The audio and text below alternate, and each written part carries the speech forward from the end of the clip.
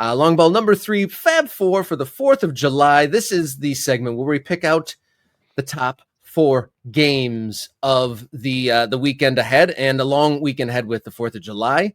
And notable, the 4th pick is also the chat, so lots of listener and viewer interaction here. We need your game of the weekend and your club's worst signing. Fab 4, first pick of the segment. Jason, where are you going to go with the top pick?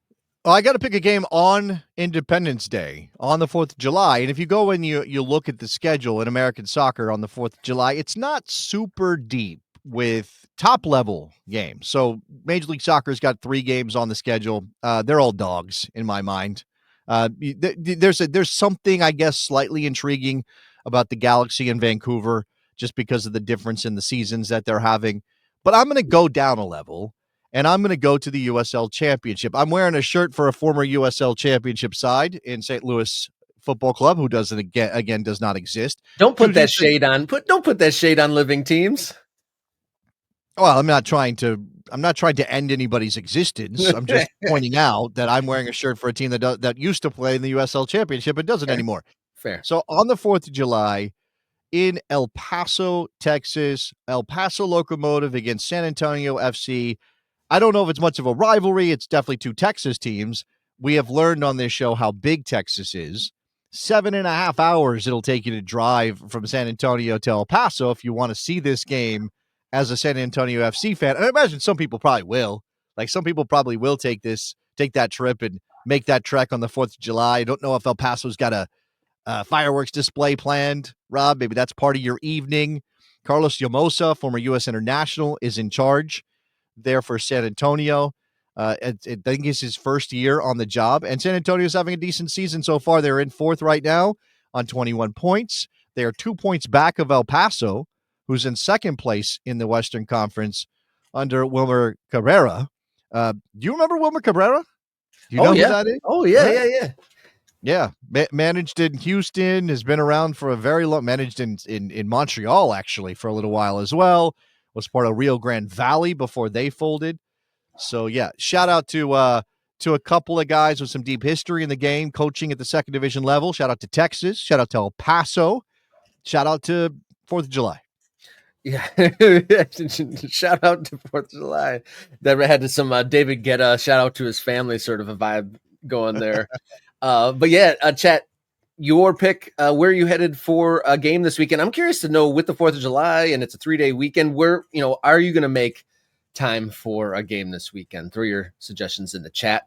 But my pick of the weekend, a bit of a different scale of game. You went lower league American, and I'm going to go glitz and glamour here on the 5th of July.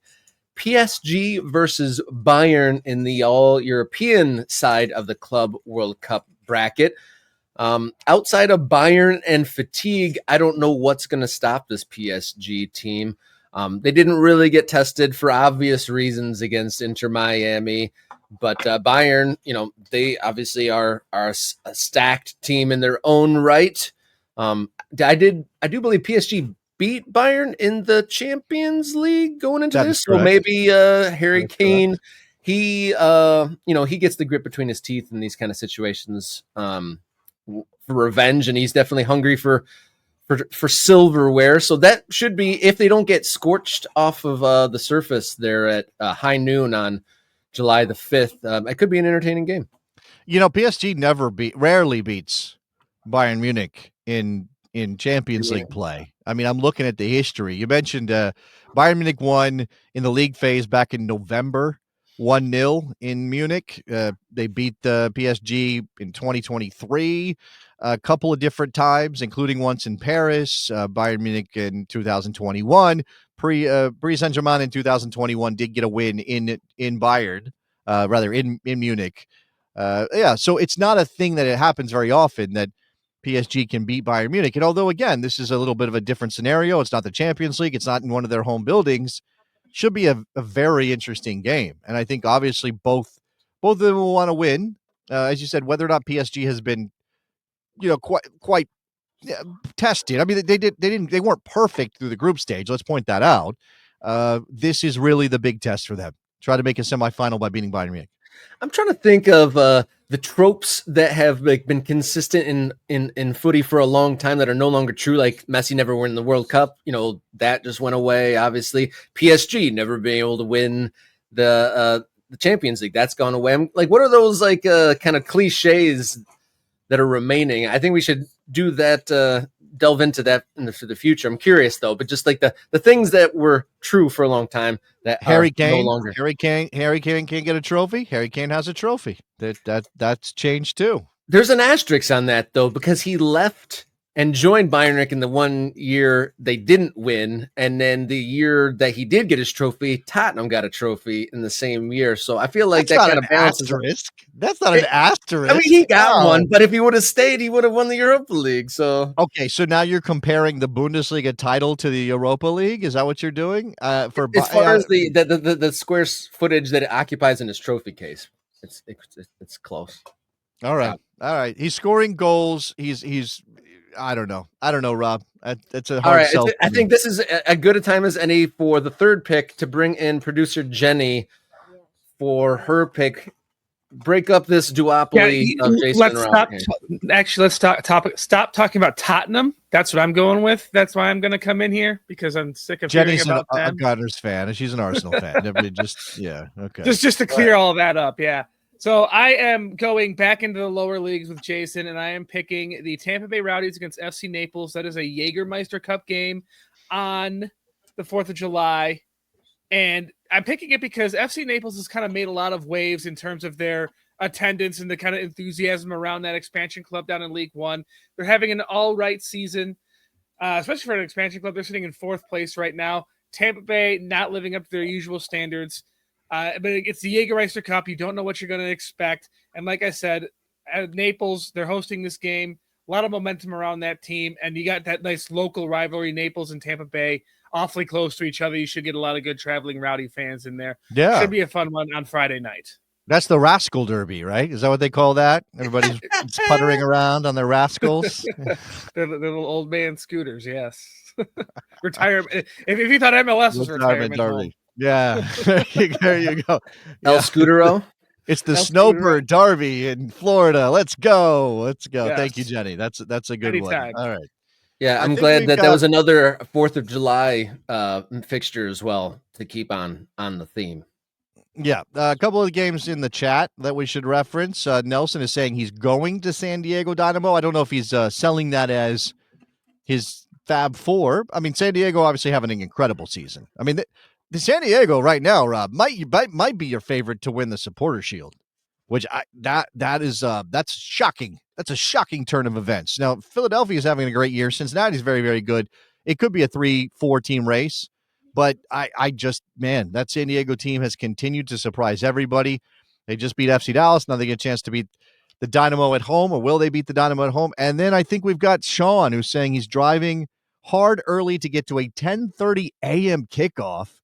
Detroit City versus King Hammer FC in the USLW playoffs in Pittsburgh.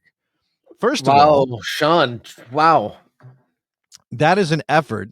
10:30 a.m. kickoff in Pittsburgh.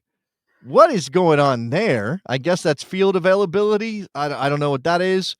And I now know that there is a club called King's Hammer FC, and I'm all in on that. That is brilliant. Let's go. Their quality. They actually used to be in the division that Oakland County FC played in, and they're Cincinnati. They're either like on the border, Cincinnati or Kentucky, right there. And they're I think there was a club called Kings, and then like a Hammer FC, and they combined, and they're a pretty powerful club at that level. And Sean Spence, shout out to him. Great soccer writer covering DCFC on the regs. But wow, 10:30, and that's like probably like a 4 or 5 hour drive. So kudos to the dedication there. We got a shout for Columbus and Cincy.